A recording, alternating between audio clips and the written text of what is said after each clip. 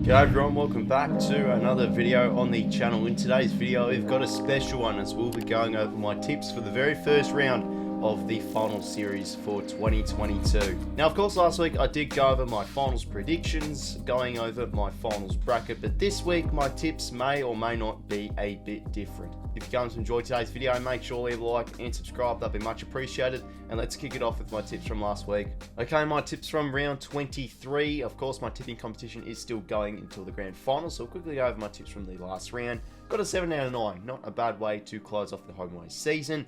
I did tip the Lions first up. I thought they'd just get the better of the Ds. I thought their forward half would really get humming. When the forwards are on, they're a really good side, the Lions, but they just conceded way too many scores per inside 50s. It was just crazy. Every time it went in the inside 50 for the Ds, they just score. Got absolutely pumped and won by 58 points.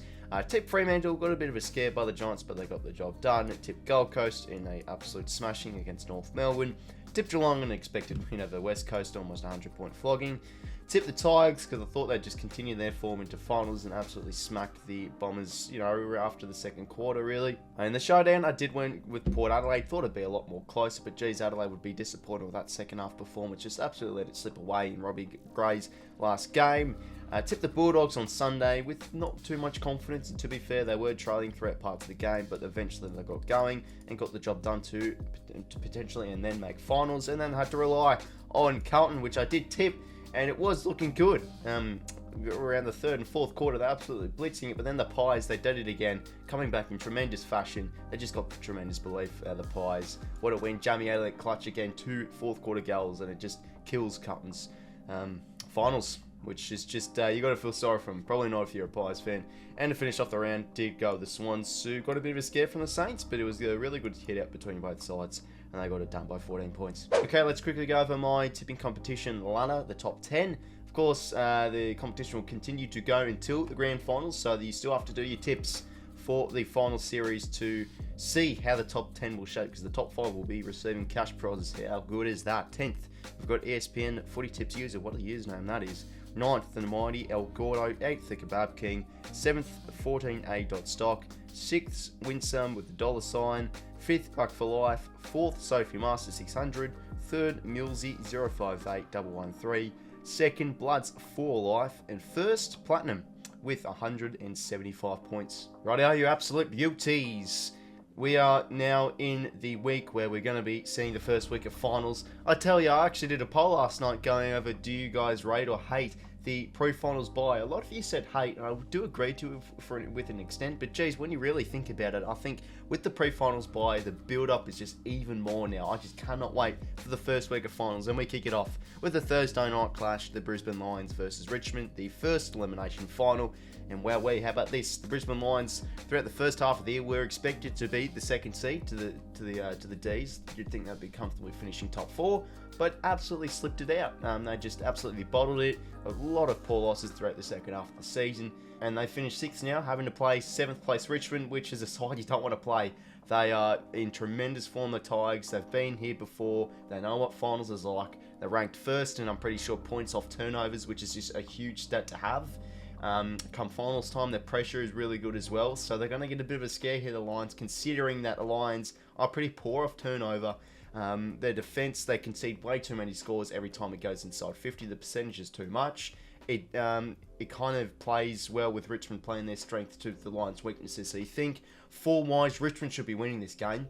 But I feel like at the same time, you can't discredit the Lions too much. I know they've been poor the last few rounds, but they're still Lions. They might be struggling without Keane Rayner, but geez, if they can really get their midfield going, Lachie Neale and McCluggage and Lions, they can still really change a game.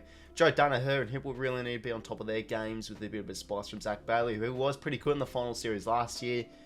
Look, I don't know. I feel like this could go either way. I'm really not too sure. I really do rate the Tigers in this game, but at the same time, Lions are hard to beat at the Gabba. Let's not forget that. So I don't want to really look at that Demons loss and go too hard on tipping the Tigers here. I really still do feel people are probably riding off the Lions too much. So I think this game could really go either way. But I just feel the Tigers, they played probably a bit more better of that finals brand footy. I am going to be going on the bandwagon here. I'm going to be tipping the Tigers.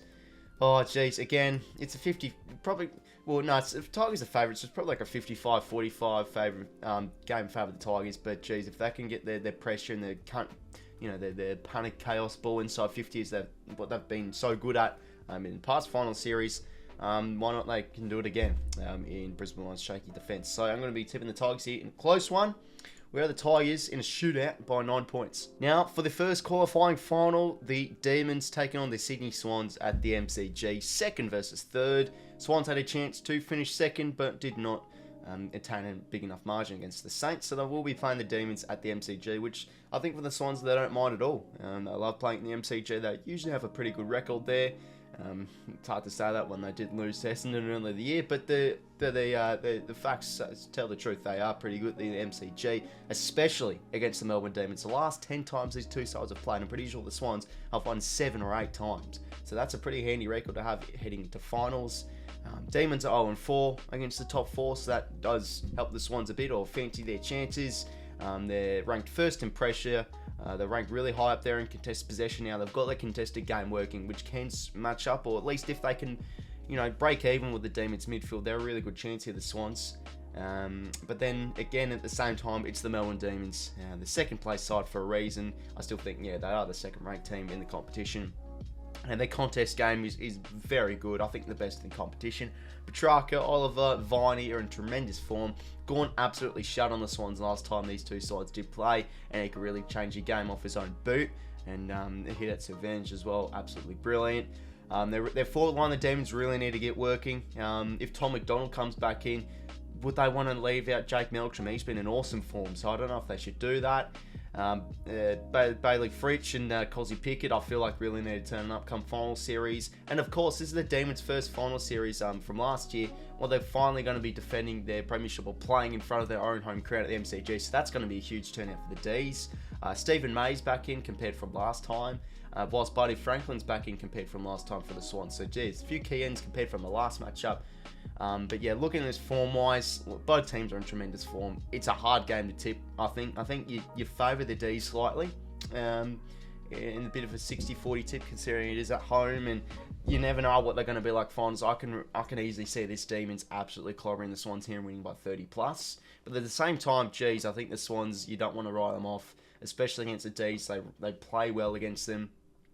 I feel that if they can turn their pressure on, if they can really hit the scoreboard, and they have many avenues to goal, the Swans, which is something that's really good. If they can cancel out May and Lever and Gawn, which they were able to somewhat do last time they played, and break even in the midfield, I think the Swans can win this. And I'm just loving the look of the Swans here. I'm going to be going for the Swans in an absolute hit out. I feel like either the Swans win a close one, or the Demons just absolutely blitz the Swans by over 5 goals. But I'm feeling the Swans in a close one in the first qualifying final, and they'll get it done and head to a home prelim and win by 11 points. Now for the second qualifying final, the Geelong 𝐓𝐡𝐞 taking on the Pies at the Twilight game at the MCG. Of course, there was a bit of hatred when this was announced. Why was this Twilight game? But it turned out Geelong actually requested a 4:35 PM time slot, considering they can't play at 𝐺HBA. They wanted to play I don't know why, but it seems to favour them if they play at 4:35 PM. It's up to them. I'll respect the decision, I guess. But yeah, massive game this is Geelong versus Collingwood. I think if you look at the stats, you'd think Geelong every day of the week, but that's just not how it works in finals. Geelong can fold easily. We've seen that before, but I just feel like this year they're a different team. They'll have the numbers they put up the same numbers of what the Demons did this time last year, heading into finals. Just points for, points against, it's all first place. A very strong defensive unit. I think it's just behind Collingwood, the best defensive unit in the comp. They're just so well around the ground, you can't really find a play to tag. Possibly you could target Tom Stewart. They're distributed across half-back and in deep defence. But apart from that, just everybody's humming for the 𝐓𝐶𝐶. Such a good side at the moment. If Cameron plays, very hard to see the Pies win this. I feel like the only way the Pies can win this is just pressure. You never know with finals footy, we can see absolute upset. So, of course, I'm not going to be writing off the Pies here. But, look, it's an interesting game. Taylor Adams is back in. The Pies' clearance in contested games has just been absolutely awful as late. I think it's ranked bottom 3. So Taylor Adams is a must-in for the Pies. And same with Geelong. I think their contested game is the absolute opposite. It's been bloody brutal. They've been excellent contests, which they weren't so much last year. I feel like they're playing with a lot more aggression a lot more pace, and just playing with a bit more freedom compared to last year. So they're a really good chance to win the flag. I mean, it's their flag to lose. We'll see how they hold up in finals, because their finals record is quite poor. And then, yeah, look, Taylor Adams massive in for the Pies. The goal really needs to get going. Forward line really needs to get humming. But I just feel like the Cats are too strong for the Pies here. But you never know. Can the Pies just flick the switch and cause the upset? But for me, I'm going to go with Geelong, the safe option.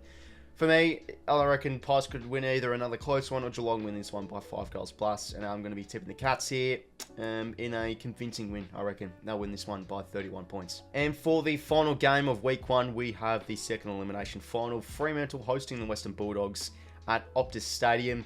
Really intriguing matchup, this one.